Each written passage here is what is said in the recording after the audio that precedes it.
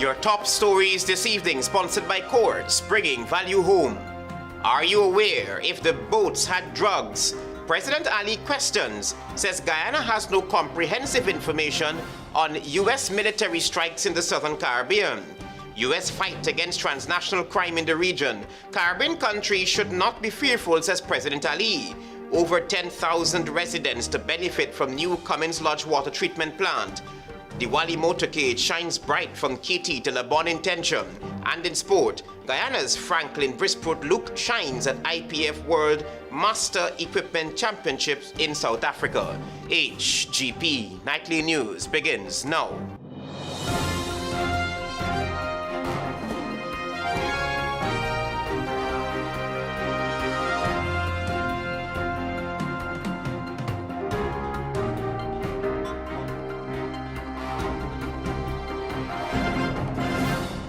Good evening to our viewers here in Guyana and online. I'm Travis Chase with the Monday, October 20th edition of the HGP Nightly News. Here's what you need to know this evening.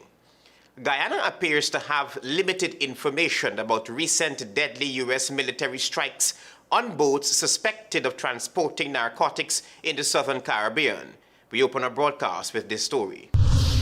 The United States military has carried out what is now its seventh confirmed strike on vessels in Caribbean waters, as the Trump administration targets boats it claims are involved in drug trafficking.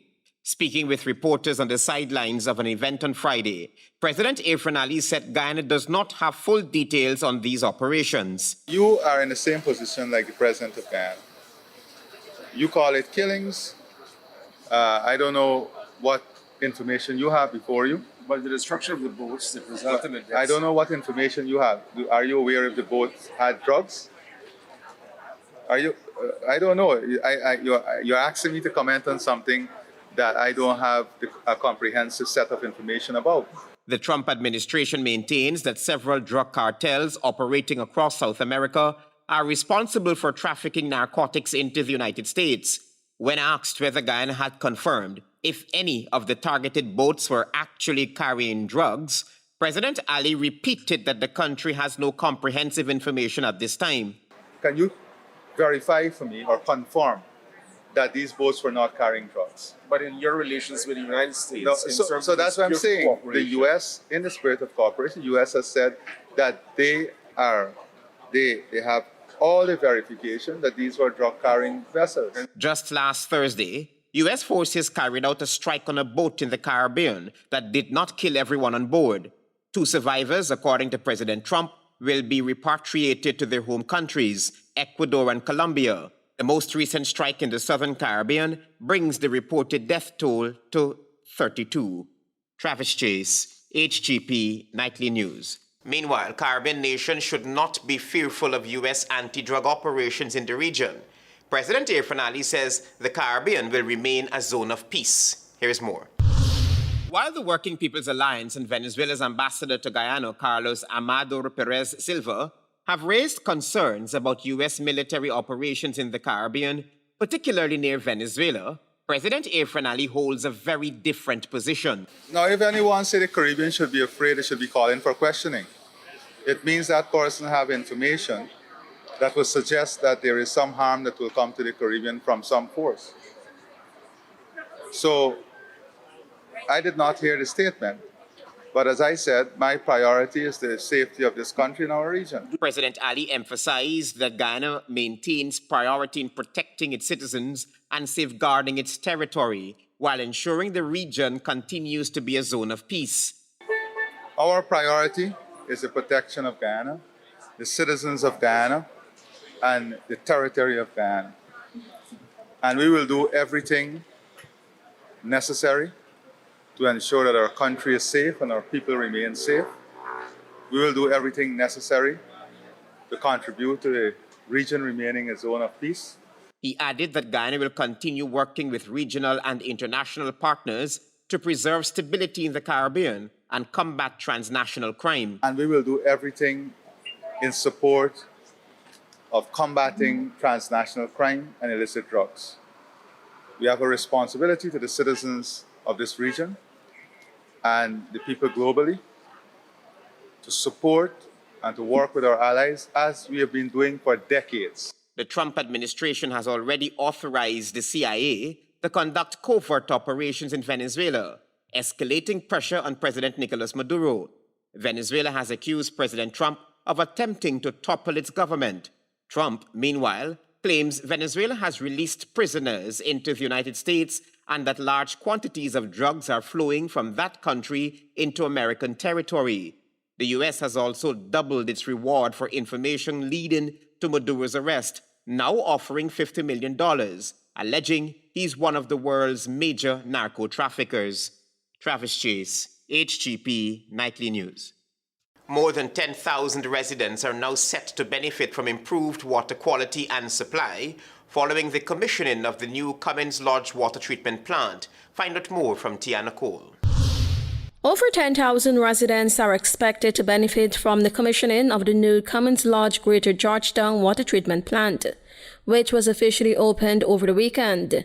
The facility will serve Cummins Lodge and several surrounding communities, providing enhanced water quality and a more reliable supply.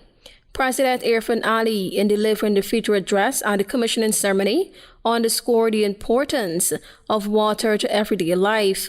Water is not just a utility, it is life itself. It is what keeps us and our children healthy, our farms fertile, and our industries alive. It is indispensable. The president also highlighted that water access across Guyana has seen major improvements over the last 5 years. National access to potable water has now reached 98.4% of our population, one of the highest in the Caribbean.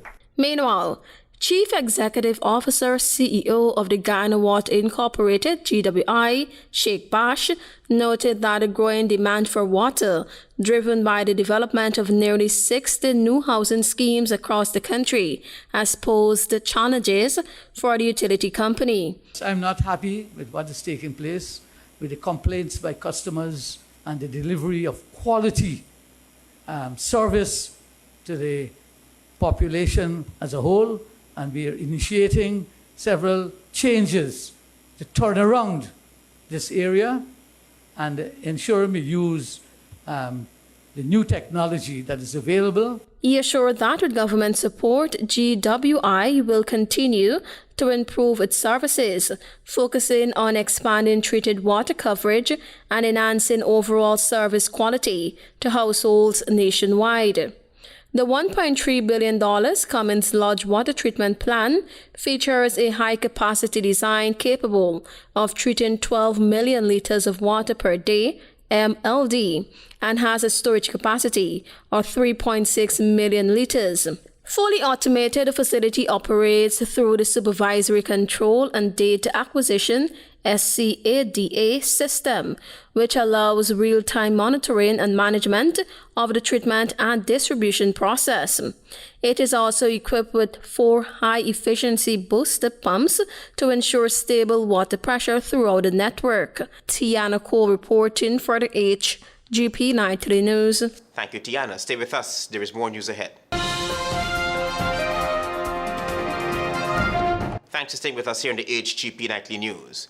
The government of Guyana has made it clear that ExxonMobil Guyana Limited will not dictate the nation's priorities regarding the utilization of its natural gas resources.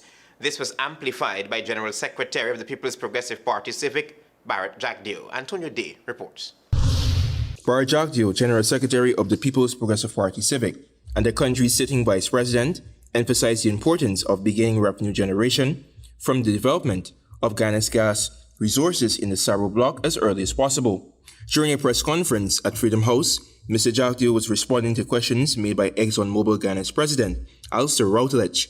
We were going to go out for an expression of interest to get a company that would work with us in a tripartite way, and with us and Exxon in a tripartite way. We're serious about it. Routledge stated that the company is not making liquefaction of natural gas as a priority right now. The oil company's head noted that while liquefaction is one option, Exxon is exploring other ways to enhance value for the country. He stated that the focus is on prioritizing the availability and supply of gas onshore, which would yield greater benefits in supporting additional power generation, the establishment of data centers, and other economic initiatives. From day one, our intent is to be exporting gas from the Hammerhead facility into the gas to energy pipeline. From there, the use of those gas molecules will depend upon how much gas demand there is in Wales at the end of the gas to energy pipeline, or should the gas be diverted into the Leesey Unity facility. Moreover, Mr. Jagdi reaffirmed the government's commitment to monetizing the nation's gas resources and exploring all viable options for such endeavors. We made it clear that we want to use the associated gas, and we want to ensure that Haimar and Pluma, that the gas there are utilized by Exxon, or if they don't want to move to the project, then we get some other contractor who might want to use it.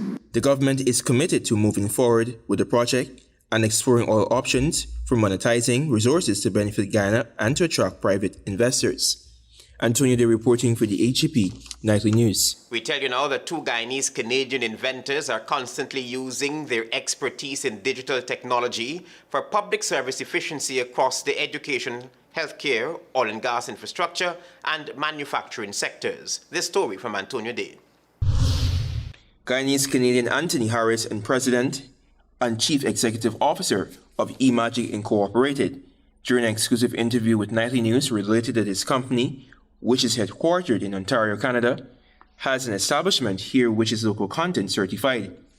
He explained that his company's mission is to deliver cutting-edge solutions that empower public and even private-led organizations to thrive in an ever-evolving digital landscape. We've been here for about 5 or 6 years, looking at various projects, talking to different people. We announced a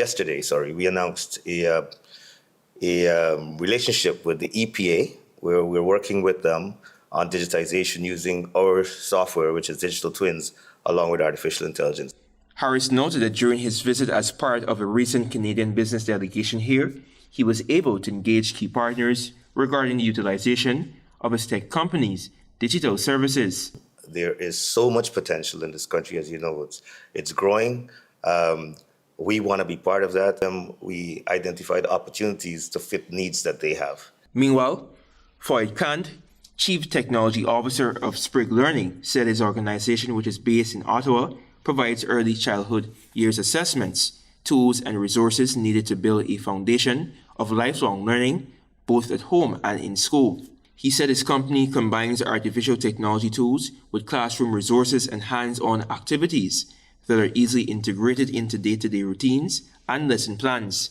We've already made it very clear that we want to work with like the University of Guyana and also work with graduate students, right? Like great opportunity for masters and PhD students to look at research around reading. So what's happening in the country and how successful is our program? Juan Acosta from Bionistics International Corporation Incorporated and Tamara Fati from Export Development Canada will also be offering their expertise to Guyana. It's been an amazing experience, and also to see where Guyana is at in sanitation and how they can follow the Agenda 2030. And really looking to partner and continue to partner with the government, with the High Commission, and really in support of our Canadian exporters as they grow here in Guyana. Antonio Day reporting for the HGP Nightly News. On HGP Nightly News, we tell you now that the East Coast Corridor came alive Sunday night as Guyanese from all walks of life lined the route from the Kitty Wall all the way to the BONNE intention in celebration of the Hindu festival of Diwali. Jada June reports. The night sky came alive with color, culture, and celebration as hundreds lined the street from Kitty Wall to the BONNE intention for this year's Diwali Motorcade competition. The dazzling procession culminated at the BONNE intention LBI Community Ground, where there was singing, dancing, and the presentation of awards to the most creative displays. The event marked 51 years of the Diwali Motorcade tradition, a legacy that continues to unite Guyanese across communities in celebration of light, devotion, and togetherness. Honorable Minister of Human Services and Social Security Dr. Vinay Prasad reflected on the occasion's deep cultural significance, noting that enduring vision behind its conception. It's such a rich legacy that has been left for us to continue, and we've all managed to do this admirably for 5 decades plus one, because we are 51 years old today. Speaking about her father's vision for the Dharmic Sabha, Dr. Prasad shared the purposes and significance of the motorcade. I knew that when he conceptualized this, is to ensure always that there is unity, peace, fraternity, love, respect, understanding among all peoples of all walks of our country. And that is what we see year after year. And I'm very, very happy to say this is perhaps the single biggest event in our nation. She also reminded the audience of the festival's spiritual message, one that revolves around Goddess Lakshmi, who brings abundance and prosperity, but most importantly, reminds us to stay spiritually connected. His Excellency President Dr. Air Finale was also in attendance, praising the Dharmic Sabha's contribution to preserving culture and fostering youth development. This is not just a spiritual moment. This is a rich tradition. This is a culture. And only tonight, the Indian High Commissioner was saying to all the other ambassadors that this only happens in Guyana, and we should be proud of this rich, beautiful tradition. He further commended the Sabha's work with young people. We will support the Dharmic Sabha and the youth movement because we need our young people to be strong. We need them to be resilient.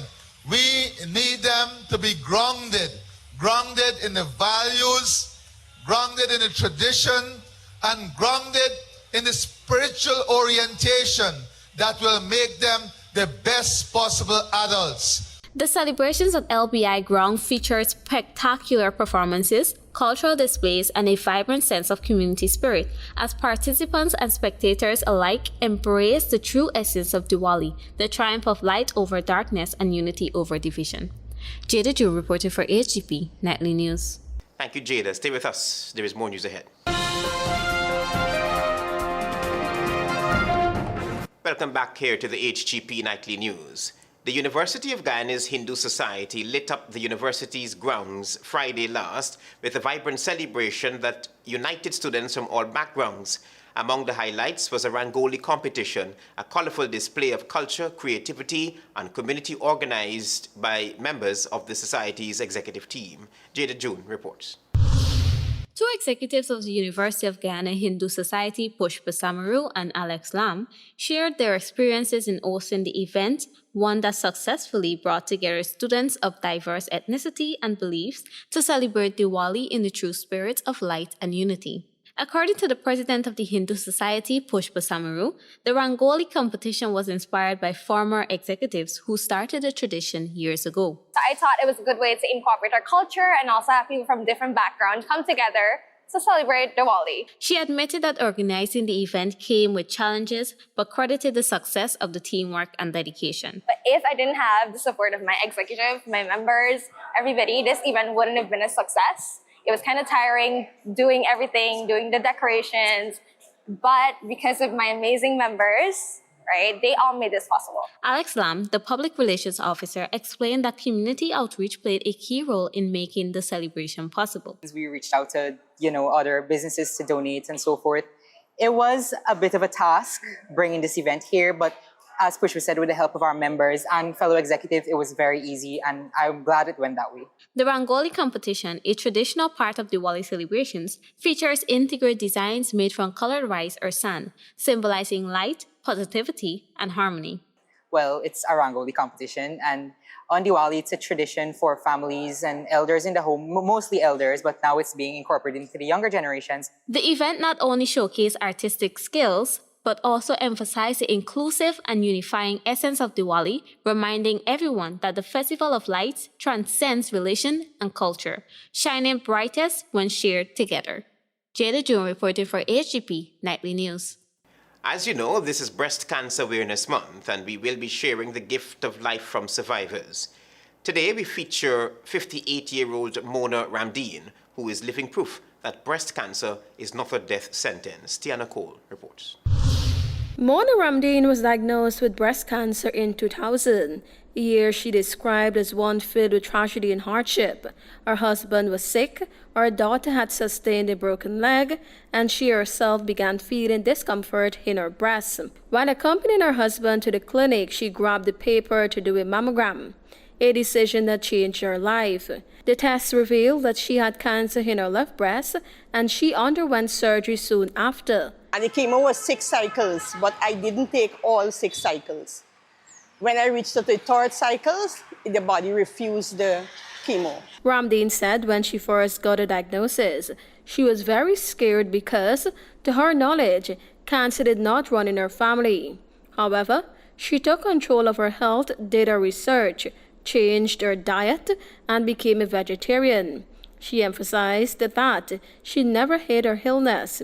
Today, Mona is filled with gratitude for life and all that she overcame.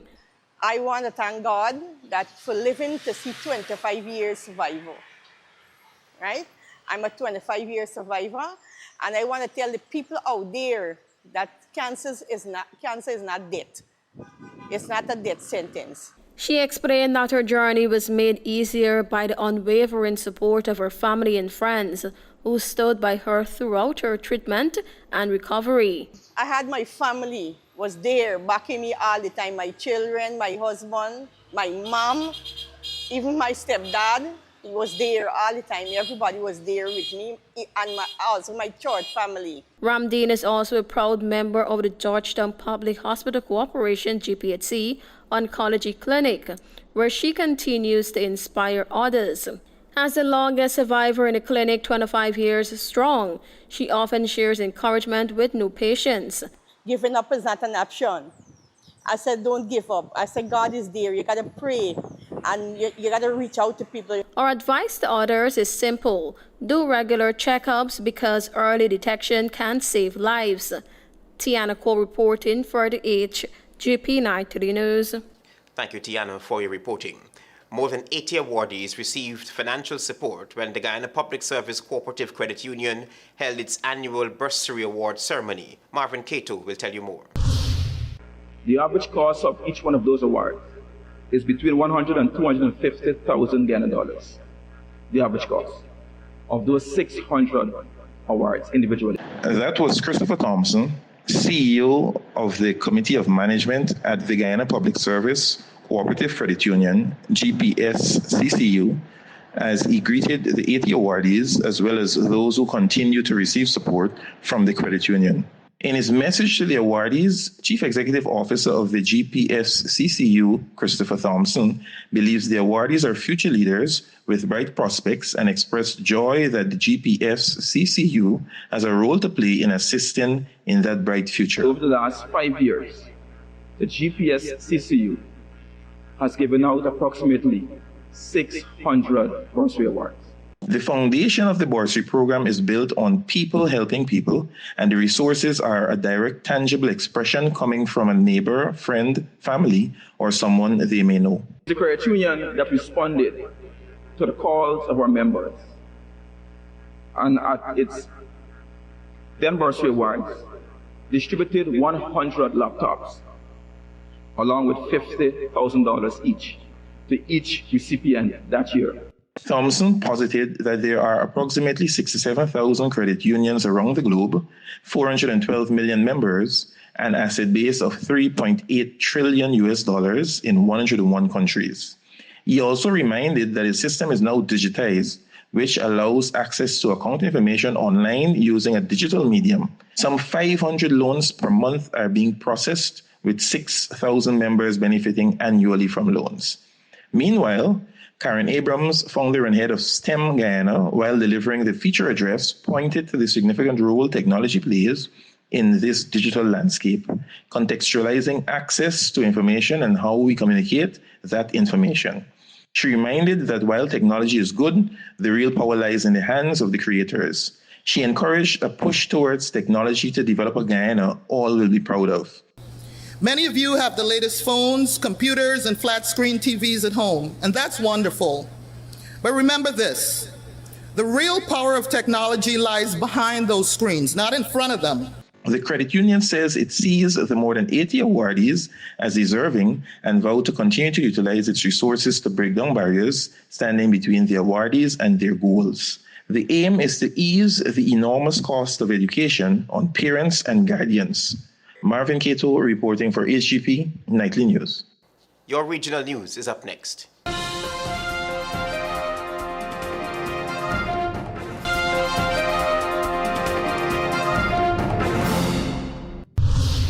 Good evening and welcome to Monday's edition of the Regional News.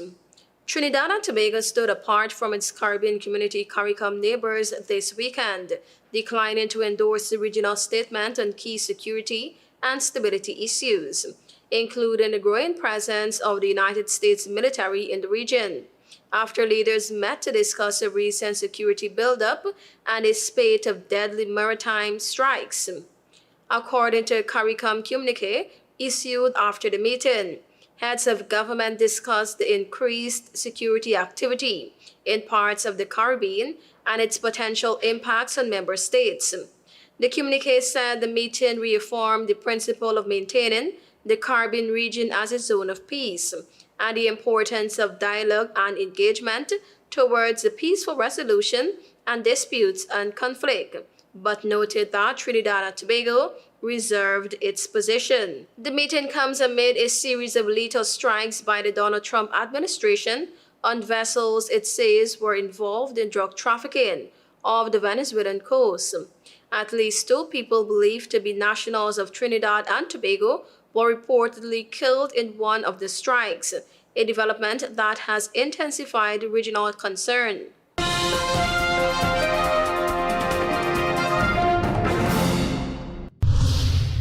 The U.S. Embassy in Trinidad and Tobago is cautioning Americans to stay away from American government facilities in the Twin Island nation amid the growing tensions between the U.S. and Venezuela.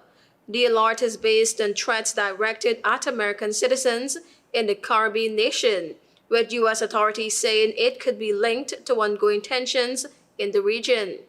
The embassy did not specify why it issued a warning, saying only that due to a heightened state of alert, please avoid and refrain from visiting all U.S. government facilities through the holiday weekend, as it urged people to be aware of their surroundings.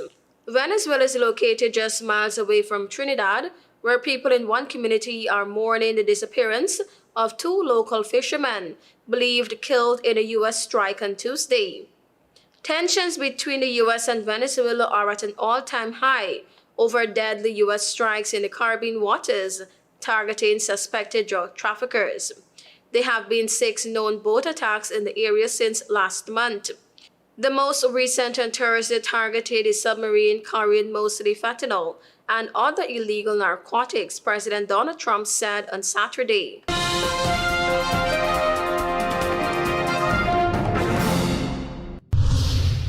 The U.S. Treasury Department has announced the fresh sanctions against the leader of a Haitian gang in the capital Port-au-Prince, as well as a former police officer once imprisoned over ties to the killing of President Jovenel Moïse. Bel Air gang leader Kempi Sanan and Dimitri Harad, who headed security at the National Palace at the time of Moïse's assassination and left prison during a major jailbreak last year, are barred from any assets or transaction in the U.S. Haitian police and gangs have been locked in a years-long conflict that has seen violent criminal groups take control of most of the capital and expand to other parts of the country, displacing over 1.3 million people and killing thousands. While efforts to support Haiti's police with an international force have largely stalled, countries have imposed unilateral sanctions on perceived financial backers that aim to stem outside funding for arms trafficking. Thank you for watching. I am Tiana Cole.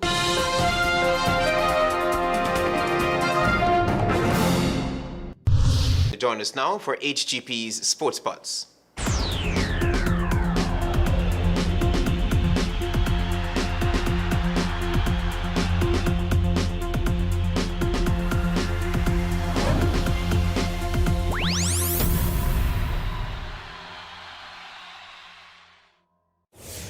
Happy Diwali, Guyana. I'm Dawood Neblet with your HGP TV Sports Pulse for today, Monday, October 20, 2025. We begin tonight with bodybuilding. Guyana's Rosanna Fung made history in Dubai as she became the first Guyanese athlete to win a world championship title at the International Federation of Bodybuilding and Fitness's World Championship held during the GUYANA'S Classics from October 17 to 19, 2025 in the UAE. Competing in the wellness category, Rosanna delivered a stunning performance to claim gold, defeating some of the world's top athletes. The GUYANA'S Classics is one of the Middle East's largest and most respected bodybuilding events, drawing elite competitors from around the world. Rosanna's victory is a landmark moment for Guyana, highlighting the nation's growing strength in global fitness and bodybuilding. Into powerlifting, Guyana's FRANKLYN BRISPORT-LUKE has once again made his mark on the international stage with a standout performance at the recent 2025 IPF World Masters Equipped Championships. Competing in the Masters 2 to 66 kg Class A category in Cape Town, South Africa, the 57-year-old secured 3 bronze medals in the squat category with a best lift of 130 kg, the bench press with a best lift of 75 kg, and the deadlift with a best lift of 137.5 kg, as well as an overall bronze in the Masters 2 to 66 kg equipped category, solidifying himself as one of the best lifters in the world in his division. He later competed in the classic or raw segment of the championships, finishing 7th overall in the Masters 1 to 66 kg category. Action resumed in the Ghana Football Federation's Division 1 Women's League 2025 with 2 fixtures at the National Training Center in Providence on Friday. In the first match, GDF thrashed Manadalas 32-0 as Sandra Johnson was brutal on the defense with 8 goals and the skillful Glendy Lewis helped herself to 6. Shanessa Cornelius and Naomi Williams were both superb with 4 goals as Rosa Ross, Glendy Lewis and Anastasia Horsham each netted doubles. Akila Van Kooten, Abiosi Haywood and Serena Johnson also scored once in the commanding victory. Match number 2 was a tense 1-0 victory for the Western Tigers over Riversview FC as Marissa Frank produced the decisive strike. Also in football, action resumed in Season 7 of the Ghana Football Federation's Elite League with 2 fixtures at the National Training Center in Providence on Saturday. The first match was a 4-1 victory for Santos FC over the Fruta Conquerors. Captain Jamal Codrington scored once in a losing effort as Kimani Seeley, Malcolm Hendricks, Albert Adams and player of the match Sigmund Kubina each scored 1 goal. In match number 2, eminent champion Slingers FC came from behind to secure a 3-1 victory over the Ghana Police Force FC. Naron Barrow scored the first goal of the match as Slingers Daron Niles, Jeremy Garnett and Rashawn Rich each produced 1 goal. The final day of the 2025 Elite League will be on Saturday, October 25th with 2 fixtures at the National Training Center in Providence.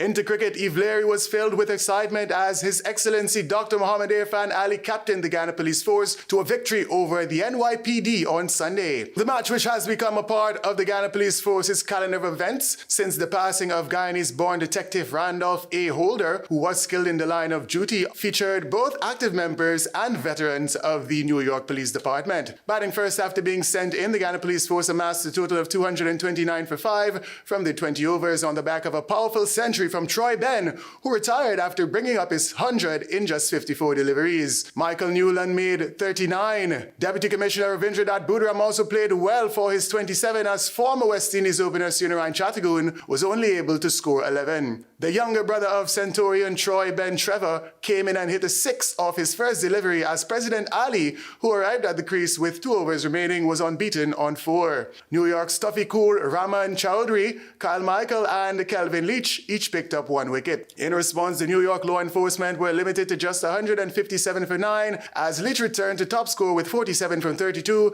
and Awais Mazar made a fighting 44. Ivor Trotz was the pick of the bowlers for the Ghana Police Force with 3 wickets as both Ronald Ali and His Excellency Dr. Mohammed Irfan Ali were outstanding with 2 wickets, propelling the Guyanese officers to a comprehensive 72-run victory over their North American comrades.